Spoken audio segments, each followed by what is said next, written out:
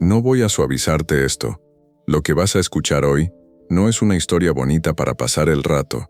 Es una experiencia que muchas personas han vivido en silencio, en medio del caos, del miedo y de esa sensación brutal de perder el control del propio cuerpo y la propia mente. Y aunque no seas una persona religiosa, aunque no creas en nada de esto, lo que vas a escuchar te va a tocar porque no habla solo de fe, habla de desesperación humana, de ansiedad en su forma más cruda y de cómo una mente al límite busca una señal para no derrumbarse del todo. Imagina esto con atención: hora punta, transporte público lleno hasta el borde, gente apretada, ruido metálico del tren, conversaciones mezcladas, notificaciones de móviles, calor humano insoportable. Una persona ahí dentro empieza a notar algo que no es nuevo, pero hoy es distinto. El corazón acelera demasiado rápido. La respiración se vuelve superficial, las manos sudan, y aparece esa sensación que quienes han pasado por ansiedad reconocen sin necesidad de explicaciones: me estoy muriendo aquí mismo. No es una frase poética, es literal en la mente de quien lo vive. El cerebro no distingue entre peligro real y peligro percibido. Y en ese instante todo se convierte en amenaza. El cuerpo reacciona como si estuvieras cayendo al vacío aunque estés de pie dentro de un vagón. Y entonces ocurre lo más importante de toda esta historia. En medio de ese colapso interno, esa persona hace algo que no siempre se cuenta en voz alta. No pide ayuda al entorno, no grita, no baja en la siguiente parada, no busca una salida física inmediata. Hace algo mucho más íntimo, algo desesperado, algo humano. Le habla a Jesucristo. No como una frase aprendida, no como una oración estructurada, sino como quien se agarra a lo último que le queda cuando todo lo demás falla. Le pide una señal, no una solución completa, no una explicación del universo, solo una señal. Algo que le confirme que no está sola, que no se está rompiendo en ese instante sin que nadie lo vea. Algo que le diga: estás a salvo. Y aquí es donde la historia cambia de tono, porque la petición no es genérica, es concreta, casi como un pacto interno en medio del miedo. Si esto viene de ti, si realmente estás escuchando, entonces tiene que haber un signo. Algo relacionado con el color violeta. No es casualidad ese detalle. El color se convierte en ancla mental, en prueba, en lenguaje simbólico entre la desesperación y la esperanza. Y ahora, mientras escuchas esto, quiero que entiendas algo importante. Cuando una persona está en crisis de ansiedad, el cerebro busca patrones, busca control, busca orden dentro del caos y puede aferrarse a cualquier cosa que le devuelva una mínima sensación de coherencia. En ese momento, el tren sigue avanzando, la gente sigue a lo suyo, nadie sabe lo que está pasando dentro de esa mente, y la respiración sigue siendo irregular, pero hay un cambio interno. La petición ya está hecha, y ahora solo queda esperar. Lo que ocurre después es lo que la persona describe como muy rápido, casi imposible de procesar en tiempo real cuando lo recuerda. En medio de ese estado de hiperalerta, algo aparece. Un papel, un mensaje, y ese detalle lo cambia todo. El papel es violeta, no un tono cualquiera, no un color aproximado, violeta, el mismo color que había sido pedido como señal, y el contenido del mensaje, aunque la memoria lo reconstruye de forma fragmentada con el tiempo, tiene una idea central clara: no estás sola, estoy contigo, no te abandono, confía, vienen cosas grandes para ti. Ahora, aquí es donde muchos intentan explicarlo desde dos extremos. O es coincidencia absoluta, o es intervención divina directa. Pero hay una tercera capa que es la que realmente importa para entender este tipo de experiencias humanas: el impacto psicológico del significado en un momento de vulnerabilidad extrema. Porque cuando una mente está al borde del colapso emocional, cualquier coincidencia puede convertirse en ancla de supervivencia. Y esto no lo hace menos real para quien lo vive. Lo hace profundamente humano. Hay registros clínicos de personas en crisis de pánico que han encontrado calma al fijarse en objetos concretos. Un cartel, una frase, una conversación ajena. El cerebro, en modo supervivencia, reduce el mundo a señales simples. Y si una de esas señales encaja con una expectativa interna, el efecto emocional puede ser enorme. Pero esta historia no se queda solo en lo psicológico, porque para quien lo vivió, no fue solo un alivio momentáneo, fue una reinterpretación completa del instante. El cuerpo, que segundos antes estaba convencido de que iba a colapsar, empieza a estabilizarse, la respiración cambia, el corazón baja el ritmo, no porque el entorno haya cambiado, sino porque la narrativa interna ha cambiado, y eso es clave. Ahora, te voy a llevar a otro punto para que entiendas mejor la profundidad de lo que estamos hablando. Emma Stone, la actriz ganadora del Oscar, ha hablado públicamente de sus ataques de pánico desde que era adolescente. En entrevistas ha descrito cómo en momentos de crisis sentía que el mundo se acababa y que su cuerpo no respondía. Oprah Winfrey también ha contado episodios de ansiedad intensa en etapas de su vida donde, a pesar del éxito, sentía un vacío y una presión interna abrumadora, y hay algo común en todas estas experiencias. La mente busca un punto fijo cuando todo lo demás se tambalea. Ese punto fijo puede ser una persona, una idea, una frase o incluso una creencia espiritual. En este caso, ese punto fijo fue un mensaje asociado a Jesucristo y a una señal concreta, el violeta. Y aquí no estamos para debatir creencias, estamos para entender lo que ocurre dentro de un ser humano cuando siente que pierde el control absoluto de sí mismo, porque hay algo que la psicología moderna ya reconoce sin tabúes. En estados de ansiedad extrema, la percepción del significado puede ser tan poderosa como el estímulo físico. La persona en esta historia no solo vio un papel, percibió una respuesta, una validación, una especie de no estás cayendo sola. Y eso cambia todo. Pero no termina aquí. Después de ese momento lo que queda es una especie de silencio interno. No el silencio del entorno, sino el de la mente cuando deja de pelear durante unos segundos. Como si algo hubiera aflojado la presión interna. Como si el sistema nervioso hubiera encontrado un punto de pausa. Y es ahí donde aparece la reflexión más importante de toda esta experiencia. Porque no es el evento en sí lo que transforma a la persona, sino lo que ese evento significa después. La idea de que no estoy sola se convierte en un ancla emocional, y ese ancla puede ser suficiente para atravesar futuros episodios de ansiedad con menos miedo. Ahora, quiero que te quedes con esto antes de seguir. Lo que vas a escuchar a partir de aquí no es una promesa de que todo se resuelve mágicamente. Es una exploración de cómo los seres humanos sobrevivimos internamente a momentos donde sentimos que no hay salida. Porque la ansiedad no se vence solo con lógica, se atraviesa con experiencia, con reinterpretación y, muchas veces, con algo que dé sentido en medio del caos. Y en esta historia, ese algo fue una señal, un color, un mensaje y una mente que necesitaba desesperadamente no romperse en público mientras el mundo seguía su curso como si nada. Pero aún hay más capas detrás de esto. Y lo que viene ahora te va a ayudar a entender por qué estas experiencias se quedan grabadas de forma tan profunda en la memoria emocional. Y por qué incluso años después, una persona puede recordar con precisión detalles como el color de un papel en medio de un episodio de ansiedad. Porque el cerebro no almacena solo eventos, almacena significados. Y cuando un significado está asociado a supervivencia emocional, se vuelve indeleble. Si estás entendiendo hasta aquí, probablemente ya te has hecho una pregunta interna, aunque no la digas en voz alta. ¿Qué parte de esto es coincidencia y qué parte es interpretación? Y esa pregunta es exactamente donde esta historia se vuelve interesante de verdad. Porque la respuesta no es binaria, pero antes de entrar en esa capa más profunda, necesito que sigas conmigo, porque lo que viene a continuación conecta todo esto con algo mucho más amplio sobre la mente humana, la ansiedad y la necesidad de creer que no estamos solos cuando todo dentro de nosotros parece romperse. Y en ese punto es donde esta experiencia deja de ser solo un testimonio y empieza a ser una lección sobre cómo sobrevivimos emocionalmente a lo invisible. Sigamos desde ahí, porque lo realmente importante no es solo lo que ocurrió en ese instante dentro del vagón, sino lo que empieza a construirse después en la mente de alguien que ha vivido algo así.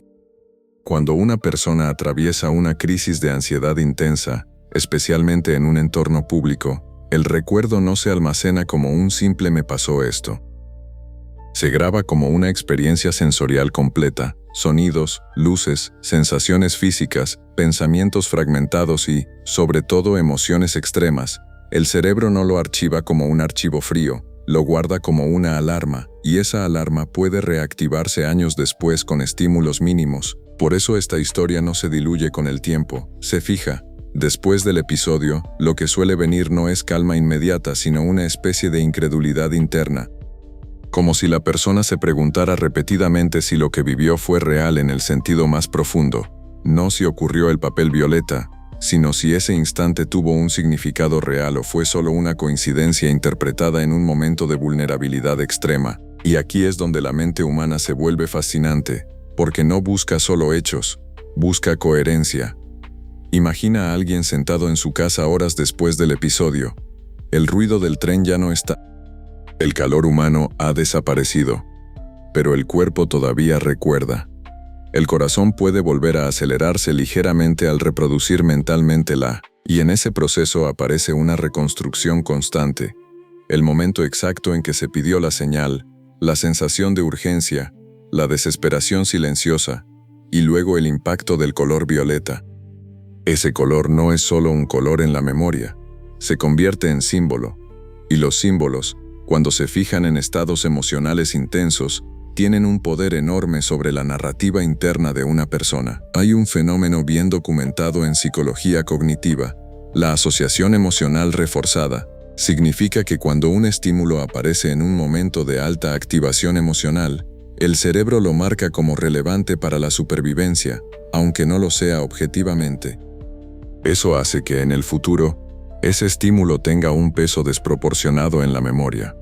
En otras palabras, el violeta deja de ser un color, se convierte en un ancla, y esa ancla puede generar calma o puede generar duda, dependiendo del estado mental en el que la persona se encuentre. Pero lo que hace única esta experiencia no es solo la percepción del símbolo, sino la interpretación espiritual que se le doña. Porque cuando alguien siente que ha pedido una señal en un momento de absoluta vulnerabilidad y cree haberla recibido de forma tan directa, no está simplemente procesando un evento externo, está reorganizando su relación con la idea de estar solo en el mundo, y eso tiene un impacto profundo. Hay un caso interesante que se estudia en contextos de trauma. Personas que sobreviven a situaciones extremas muchas veces reconstruyen su sentido de seguridad no a partir de la lógica, sino a partir de momentos ancla, un olor, una frase, una imagen, una coincidencia que les permitió no derrumbarse en el momento crítico. En soldados, por ejemplo, se ha documentado cómo pequeños gestos o recuerdos familiares pueden funcionar como estabilizadores mentales en medio del combate. En pacientes con ataques de pánico recurrentes, a veces una sola experiencia de supervivencia percibida cambia la forma en la que enfrentan futuros episodios. Y aquí es donde esta historia entra en una zona muy humana, más allá de lo religioso o lo racional, porque lo que realmente ocurrió en ese vagón no fue solo un intercambio de palabras o la aparición de un papel. Fue un cambio de estado interno, de me estoy muriendo a puedo estar a salvo. Esa, aunque dure segundos o minutos, es enorme para el sistema nervioso. Ahora, hay algo más que vale la pena observar con cuidado, la memoria del mensaje. La persona no recuerda cada palabra exacta, recuerda el núcleo. No estás sola, no te abandono, confía, vienen cosas grandes para ti. Y esto es muy importante, porque la memoria humana no funciona como una grabadora. Funciona como una reconstrucción constante. Cada vez que se recuerda un evento, se reinterpreta ligeramente. Eso no invalida la experiencia, la hace humana. El cerebro prioriza el significado emocional sobre la precisión literal, y en este caso el significado es claro: protección, acompañamiento, esperanza.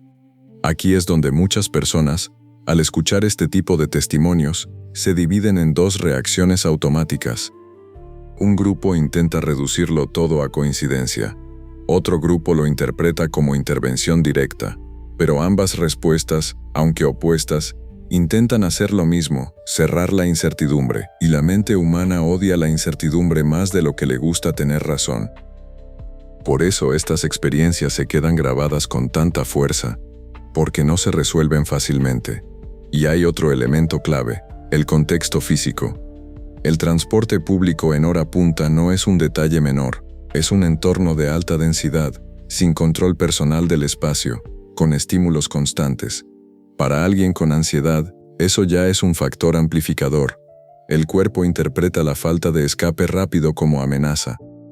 Y eso intensifica los síntomas. En ese contexto, cualquier elemento que rompa la sensación de atrapamiento tiene un valor enorme. Un mensaje inesperado, un cambio de foco, una señal simbólica, todo eso puede actuar como interruptor psicológico, no porque elimine el problema, sino porque interrumpe la espiral.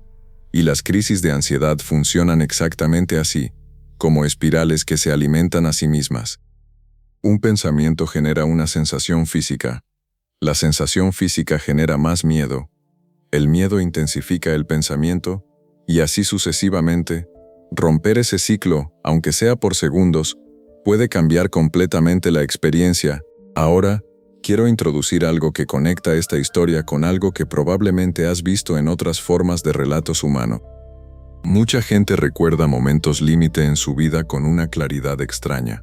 Accidentes evitados por segundos, decisiones tomadas bajo presión, coincidencias improbables que parecen demasiado perfectas para ser casualidad. Y no importa la explicación externa, lo que importa es el efecto interno, la sensación de haber sido guiado, protegido o salvado de alguna forma.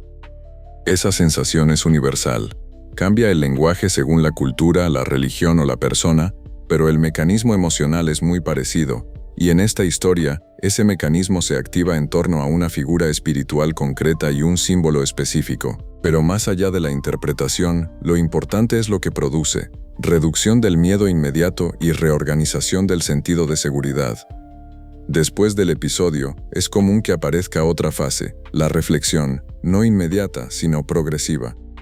La mente empieza a reconstruir lo ocurrido desde la calma, y ahí surgen preguntas más profundas.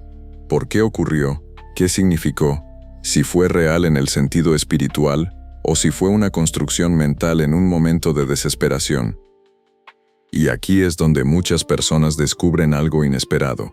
No necesitan una respuesta definitiva para que la experiencia haya tenido valor, porque el impacto no depende de la explicación sino del efecto. Si una persona logra atravesar un episodio de pánico sin colapsar completamente, si encuentra un punto de estabilidad aunque sea momentáneo, eso ya es significativo en términos de resiliencia psicológica. Y esta historia, independientemente de cómo se interprete, tiene ese núcleo. Un momento de ruptura interna seguido de un punto de estabilización. Ahora quiero llevarte hacia algo más profundo antes de entrar en el cierre final. Hay una tendencia humana muy fuerte a buscar mensajes en momentos de crisis, no porque las personas sean ingenuas, sino porque el cerebro necesita estructura narrativa para no colapsar bajo el peso del caos. La narrativa es una herramienta de supervivencia. Nos permite convertir eventos aleatorios en historias con sentido, y las historias con sentido son más soportables que el caos puro. Por eso este tipo de experiencias no se olvidan, no porque prueben algo externo necesariamente, sino porque reordenan internamente la experiencia del miedo. Y ahora sí, estamos entrando en la última parte de esta historia, la parte donde todo esto deja de ser solo un relato sobre un episodio puntual en un transporte público, y se convierte en una reflexión más amplia sobre cómo los seres humanos atravesamos momentos donde sentimos que el cuerpo nos traiciona, donde la mente se vuelve un enemigo, y donde la única salida aparente es encontrar algo que nos devuelva el equilibrio, aunque sea por unos segundos. Y aquí es donde esta historia deja de tratar únicamente sobre ansiedad, sobre un tren lleno o sobre un papel violeta. Aquí es donde realmente empieza a hablar de algo mucho más profundo, la necesidad humana de sentir que, incluso en el peor momento posible, no estamos abandonados, porque eso era lo que había detrás de aquella petición desesperada. No era simplemente dame una prueba, era algo mucho más íntimo. Era una súplica silenciosa que decía, si estoy cayendo, no me dejes caer sola. Y millones de personas entienden perfectamente esa sensación aunque jamás la hayan dicho en voz alta. Hay momentos donde el sufrimiento psicológico es tan intenso que la mente deja de buscar soluciones complejas. Solo quiere una señal mínima de seguridad, algo pequeño, algo que rompa la sensación de vacío absoluto. A veces es una llamada inesperada. A veces una frase escuchada por casualidad, a veces una canción, a veces un desconocido, y a veces, como en esta historia, un mensaje escrito sobre papel violeta justo después de pedir que la señal estuviera relacionada con ese color. Lo impactante no es solo la coincidencia. Lo impactante es el momento exacto en que ocurre. Porque cuando el cuerpo entra en modo pánico, el tiempo cambia. Los segundos se sienten largos, los pensamientos van demasiado rápido, el entorno se distorsiona emocionalmente, y en medio de ese estado, cualquier detalle adquiere una intensidad enorme. Pero hay algo aún más importante. La persona que vivió esto no salió de ese transporte público convertida mágicamente en alguien sin ansiedad. Y eso es clave decirlo. Porque muchas veces se venden testimonios como si un instante espiritual eliminara automáticamente todo el dolor humano. Y la realidad rara vez funciona así. Lo que cambió fue otra cosa. Cambió la forma de enfrentarse al miedo. Porque después de vivir algo así, incluso en los días malos, queda un recuerdo interno muy poderoso. Hubo un momento donde pensé que no sobrevivía emocionalmente y aún así salí de ahí. Y eso transforma la percepción de uno mismo. La ansiedad tiene una característica cruel. Convence a la persona de que no va a soportar el siguiente minuto. Le hace creer que está completamente indefensa frente a las sensaciones físicas y mentales que aparecen. Pero cada vez que alguien atraviesa una crisis y sigue adelante, aunque tiemble, aunque llore, aunque salga agotado, ocurre algo importante. El cerebro registra supervivencia. Y la supervivencia repetida reduce lentamente el terror, no de un día para otro, no de forma lineal, pero ocurre. Ahora piensa en esto. ¿Cuántas personas están escuchando esta historia y recordando su propio momento límite? Quizá no en un tren, quizá no con un papel violeta, pero sí con esa sensación brutal de estar perdiendo el control mientras el resto del mundo seguía actuando con normalidad. Ese contraste es una de las partes más solitarias de la ansiedad. Mirar alrededor y pensar, nadie sabe lo que está pasando dentro de mí, y sin embargo muchísimas personas lo saben, solo que la mayoría nunca lo cuenta. Por eso los testimonios reales conectan tanto, porque rompen la ilusión de aislamiento. Y aquí quiero contarte una microhistoria que encaja perfectamente con esto. El actor Dwayne Johnson, conocido como La Roca, habló en varias entrevistas sobre una etapa depresiva donde se sentía completamente perdido a pesar del éxito externo. Contó que hubo días donde simplemente se quedaba inmóvil, sintiendo que todo perdía sentido, y algo interesante en sus palabras fue esto. Dijo que una de las cosas que más le ayudó fue entender que no era el único ser humano sintiéndose así. Esa comprensión parece pequeña, pero cambia muchísimo. Porque cuando una persona cree que está sola en su sufrimiento, el dolor se multiplica. Pero cuando entiende que otros han atravesado emociones parecidas y han sobrevivido, aparece una grieta en la desesperación. Y eso conecta directamente con esta historia. El mensaje del papel no solo transmitía protección, también transmitía acompañamiento. Estoy contigo.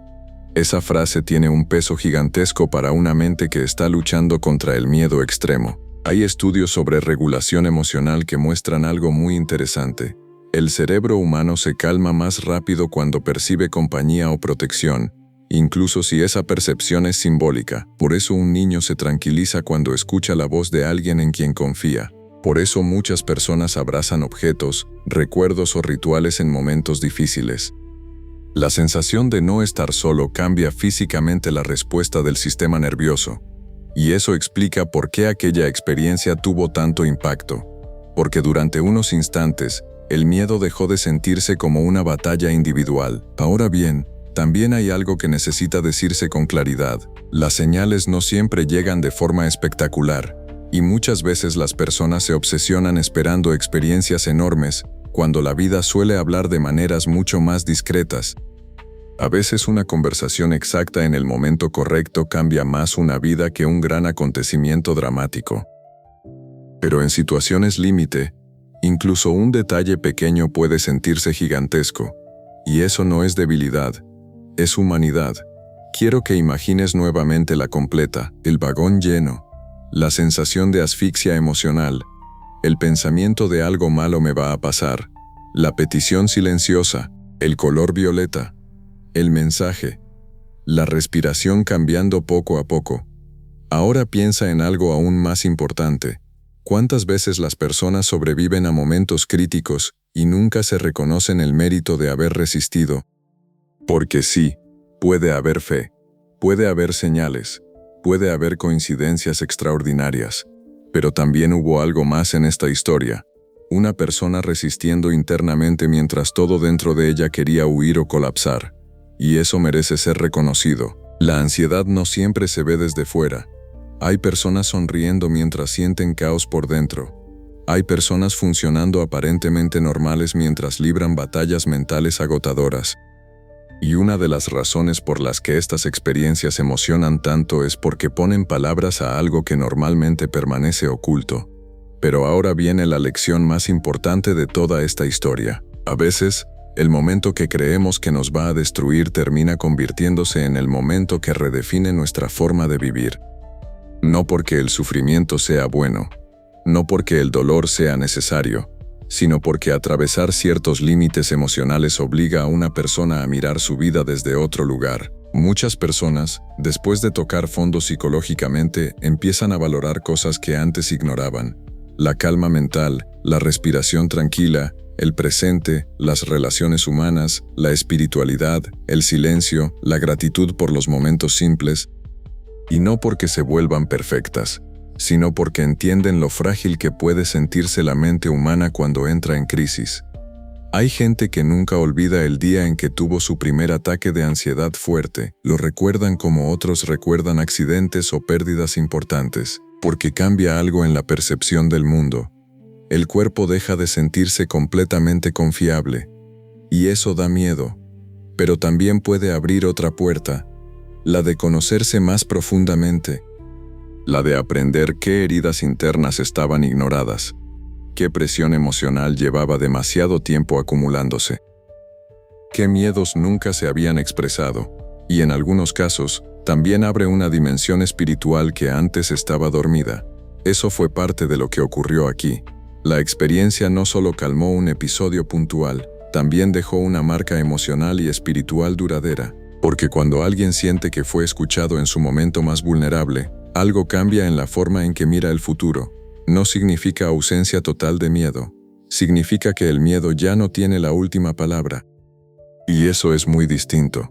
Quizá por eso esta historia sigue viva en la memoria con tanta intensidad, porque no se recuerda únicamente como el día que tuve ansiedad, se recuerda como el día que pedí ayuda en mi peor momento y sentí una respuesta, y para quien lo vivió, esa diferencia lo cambia todo. Ahora quiero hablarle directamente a la persona que está escuchando esto y que quizá está atravesando algo parecido. Si alguna vez sentiste que perdías el control, si alguna vez pensaste que tu mente se estaba rompiendo, si alguna vez te dio miedo estar en lugares llenos porque sentías que algo terrible podía pasar, escucha esto con atención. El hecho de haber sobrevivido a esos momentos ya demuestra una fuerza que probablemente no reconoces en ti mismo. La ansiedad miente muchísimo, convence, asusta, agota, hace sentir fragilidad extrema, pero también deja algo claro después de cada tormenta. Sigues aquí, y muchas veces el verdadero cambio empieza cuando una persona deja de luchar contra sí misma y empieza a entenderse con más compasión y más honestidad. La historia del papel violeta no es solo una historia sobre una señal, es una historia sobre esperanza en medio del colapso emocional.